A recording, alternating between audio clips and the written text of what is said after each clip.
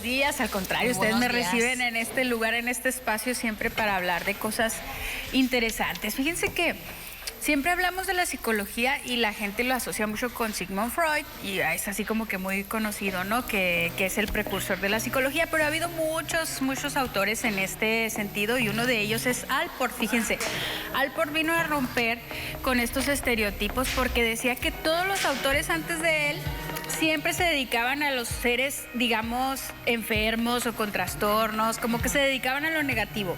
Y Allport fue el primero que dijo, vamos a hablar de lo que es una personalidad bien, una personalidad centrada, una personalidad madura.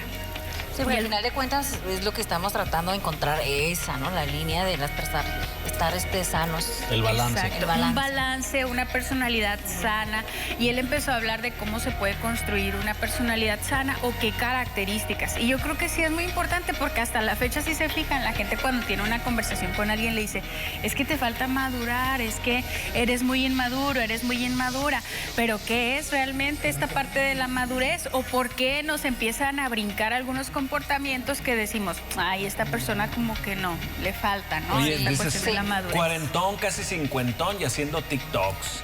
Eso no tiene nada que ver, ¿eh? Pero eso es un hobby, ¿no? Esas son cosas diferentes. Sí, pero la gente ¿no? dice, uy, qué inmaduro. Inmaduro. Sí, y luego, claro. aparte, dependiendo de la edad, ¿no? Yo creo que la madurez, al menos como sociedad, la vamos considerando diferente dependiendo de la edad, ¿no? Claro, pero mira, por ejemplo, ¿Qué es la madurez? La primera característica que habla Allport es que una persona madura es consciente de que vive como en sociedad, es decir, que no es una persona individualista que solo se dedica a sus proyectos, a sus cosas, sino que extiende su visión a las demás personas. Es un ser social, es un ser que se relaciona, al contrario de personas que hemos visto que sí, quizá tienen muchas características muy buenas, pero son muy aislados y no conviven y no tienen esta visión de tener ahora sí que a personas a su alrededor y fortalecer esta cuestión de esta red de personas. Entonces esta sería una primera característica.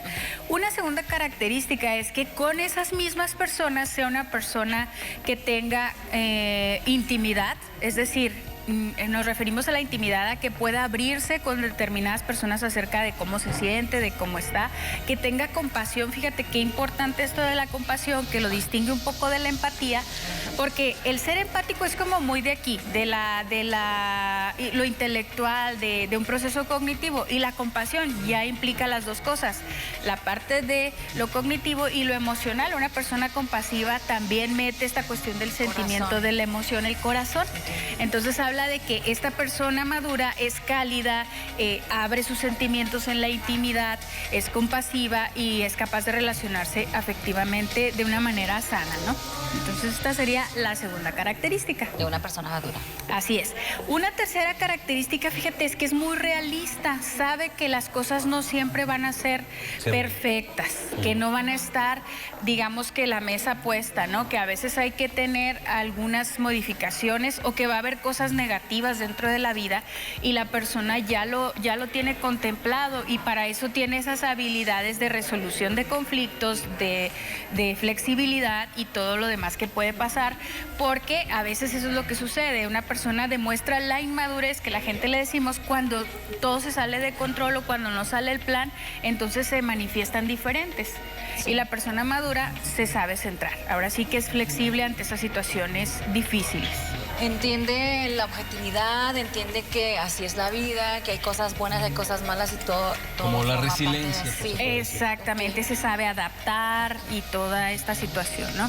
Otra característica muy importante es que tiene fíjate, esto es muy interesante, una visión más amplia y un propósito más amplio de su vida que solo su vida, y aquí se puede extender tanto a la parte espiritual como a la parte intelectual, es decir, se adhiere como a un proyecto más grande, no se siente como que está él en el mundo, sino que hay ahora sí que una contribución a lo demás, puede ser a la naturaleza, puede ser en lo religioso, pues a un sentido religioso, pero que de alguna manera, ahora sí que con una palabra que se ve muy elegante, ¿no? Una cosmovisión, es decir, tiene una idea de que hay algo más grande en el universo, en la creación, en lo espiritual, y él es o ella una piececita importante y que le va a contribuir a esa cosmovisión o a ese objetivo grande del mundo. Y esto es muy bueno porque en realidad realidad va a tender a hacer cosas buenas, porque pues tiene esta visión de que no está solo en el mundo, y esto es importante. Esa conciencia de que todo lo que hacemos afecta a los demás, ¿no? Entonces, pues... Eso, y de que existe algo más que esa misma persona. Yo les voy a decir una cosa que me tocó a mí en uno de mis trabajos, entrevistar a personas que estaban con cadena perpetua, estaban ya sentenciados, ¿verdad? Entonces me tocó platicar con ellos, y yo recuerdo mucho que yo algo que observaba en todos era que al momento de cometer esos delitos que los llevaron a esa consecuencia tan negativa, ellos solo pensaban en ese pequeño momento de decir, bueno, tengo algo de economía para mi familia y puede ser que me maten y puede ser que me vaya a la cárcel. Se fijan como que su cosmovisión estaba bien reducida, era como limitada. Hasta aquí. Entonces, a veces juzgamos a esas personas que han hecho estas cuestiones tan difíciles, pero en realidad se basa mucho en que solo ven como que... En el momento. El momento. No ven las consecuencias mayores, ¿no?